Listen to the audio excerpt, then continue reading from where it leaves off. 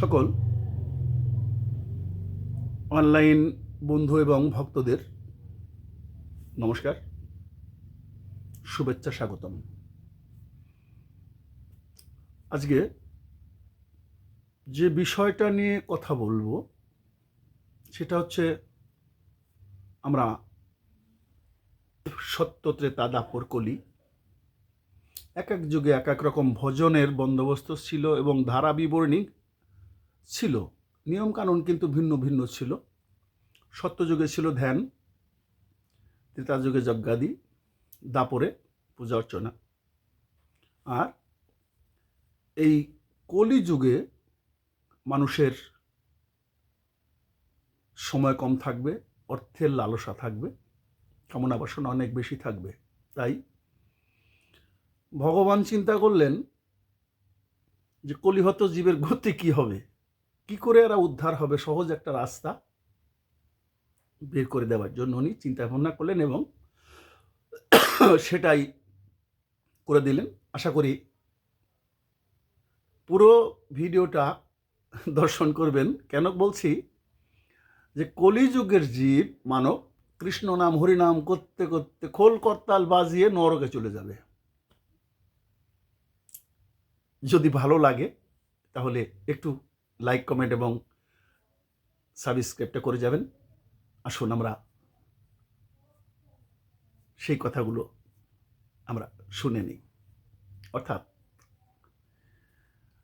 হরিনাম কৃষ্ণ নাম করতে করতে জীব খোর করতাল বাজিয়ে কোথায় যাবে? নরকে। স্বর্গে যেতে পারবে না। সবই কি যাবে? না, সব যাবে না। তবে আমাদের মতো অনেকেই যাবে। কারণটা হচ্ছে আমাদের প্রথম মনে রাখতে হবে যে বিষয়গুলো, সেটা হচ্ছে সৎ পথে চলা, সত্য কথা বলা, অন্যায় পথে অর্থোপার্জন না করা, পরের দ্রব্য, পরের জিনিসের উপরে লোভ লালসা না থাকা এবং সদা সর্বদাই সুন্দর এবং সঠিক পথে নিজেকে পরিচালনা করা। কিন্তু আমরা কি করতে পেরেছি? আমরা তো সেটা করতে পারিনি। আমরা সেটা করতে পারিনি। কেন পারিনি? প্রয়োজনের অধিক অর্থের লালসা, প্রয়োজনের অধিক জায়গা সম্পদের প্রয়োজন। একজনের 5টা বাড়ি আছে, তার একটা হলেই যথেষ্ট, আরও 2টা সে চাচ্ছে। সেটা বৈধ পথে হোক আর অবৈধ পথেই হোক। কথাগুলো অনেকের অপ্রিয় লাগবে, অপ্রিয় লাগলে আমার কিছু করার নেই, যাহা বাস্তবতা। আপনি লক্ষ্য করবেন, বর্তমান যাবেন যে কোনো অফিস আদালতে, সেখানে গেলে ঘুষবিহীন কোনো কাজ হবে না। এখন ওই ঘুষখোর যদি সারাদিন ভরে ঘুষ খেয়ে এসে বাসায় বসে হরে কৃষ্ণ হরে রাম খোল করতাল বাজিয়ে সে কৃষ্ণ নাম করে, তাতে কি সে স্বর্গে যেতে পারবে? কোনো সম্ভাবনা নেই। কারণ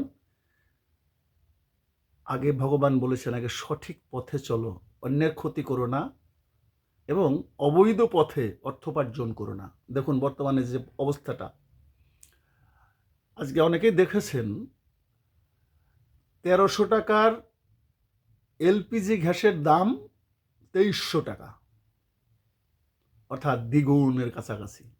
এখন এই লোকটা যত ধার্মিকই হোক, দেখাক ধার্মিক, কিন্তু ধার্মিক না, একটা চোর বাটপার।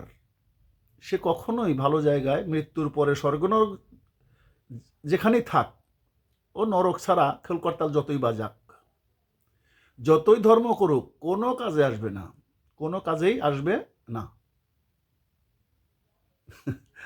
আরও একটা বিষয়, পরের জমি জায়গা দখল করা। আমরা এখনই দেখতে পাচ্ছি যে বহু লোকই এই কাজটা করে যাচ্ছে, জায়গা জমি দখল করা, একজনের জায়গা আর একজনের জমি দখল করে নিয়ে যাচ্ছে। এর মধ্যে শ্মশানঘাট, কবরস্থানও রেহাই পাচ্ছে না। এখন যারা এই দখলবাজি করে, যারা লুট তারাস করে, যারা এরকম 2 নম্বরই ব্যবসার নামে ডাকাতি করে, যারা অন্যের মনে কষ্ট দেয়, যারা অবৈধ কার্যকলাপের সাথে যুক্ত, তারা কি হবে? খোর করতাল বাজাতে বাজাতে হরিবল হরিবল করতে করতে কোথায় যাবে? নরকে।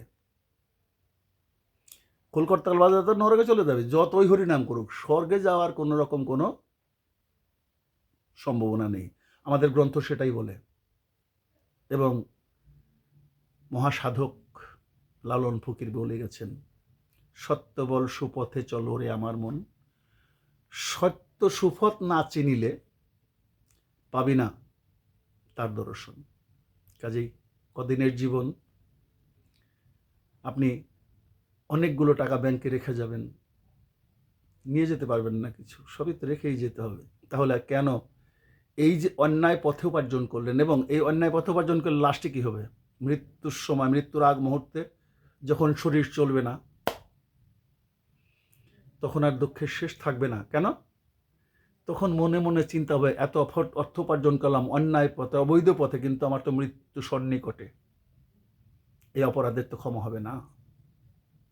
আত্মদগ্ধতা, অর্থাৎ তখন যে যন্ত্রণাটা দেবে এই বিষয়টা, আমি কোথাও এক পাঠ করতে গিয়েছিলাম, কথাটা মনে একটু গুরুত্ব সহকারে শুনেন। ওই ভদ্রলোক আমি পাঠে যাওয়ার পরে আমাকে বললেন যে, গোসাই আমাকে একটা কাজ দিন। কী কাজ? উনি একজন সচিব ছিলেন। উনি ডেকে নিয়ে আমাকে বললেন যে ওরা আমাকে দেবে না, যে আমাকে বলেন যে, দাদা আমি সারা জীবন ভরে অনেক অন্যায় পথে উপার্জন করেছি, অনেক এখন বয়স হয়েছে, এখন বুঝতে পারছি যে আমার বিশাল অন্যায় হয়েছে, কি করলে খণ্ডন হবে? ওখানে কয়েকটা বাথরুম টয়লেট ছিল, বলেছিল এটা আমি সাফ করবো যদি তাতে করে আমার পাপের কিছু ক্ষয় হয়। কিন্তু হবে না তো, কর্মফল ভুগতে হবে। যে কর্ম করেছি আমি, আপনি যেটা করেছেন, অপকর্ম যদি করে থাকি, অন্যায় যদি অবৈধ কাজ যদি করে থাকি, যদি ঘুষ খেয়ে থাকি, যদি চাঁদাবাজি করে থাকি, যদি কারোর জমি দখল করে থাকি, এই সমস্ত অন্যায় কাজগুলো যদি করে থাকি, তাহলে নিঃসন্দেহে আপনি আমি যারা আছি তারা খোল করতাল হরে কৃষ্ণ করতে করতে খোল করতালও বাজবে, আর যাব নরকে। খোল করতাল বাজাতে বাজতে নরকে যেতে হবে। সুতরাং সৎ পথে, সুন্দর পথে একমাত্র ধর্মের কথা, অন্য কোনো রাস্তায় হবে না। যতই ধার্মিক হন, যত বড় পূজাই করেন, যত বড় উৎসবই করেন, কোনো কাজে আসবে না যদি ন্যায় নীতি ঠিক না থাকে। তাই আবার সামনে হয়তো কোনো একটা নতুন কথা নিয়ে আবার আসব। যদি ভালো লেগে থাকে একটু লাইক, কমেন্ট, শেয়ার এবং আঙ্গুলের টাচ করে একটু সাবস্ক্রাইবটা করে যাবেন নতুন নতুন ভিডিও পেতে। হয়তো কালই আবার দেখবেন একটা ভাগবতের ভিডিও ছেড়ে দেব, কালকে আবার প্রোগ্রাম আছে। হরে কৃষ্ণ। ভালো থাকেন, সুন্দর থাকেন।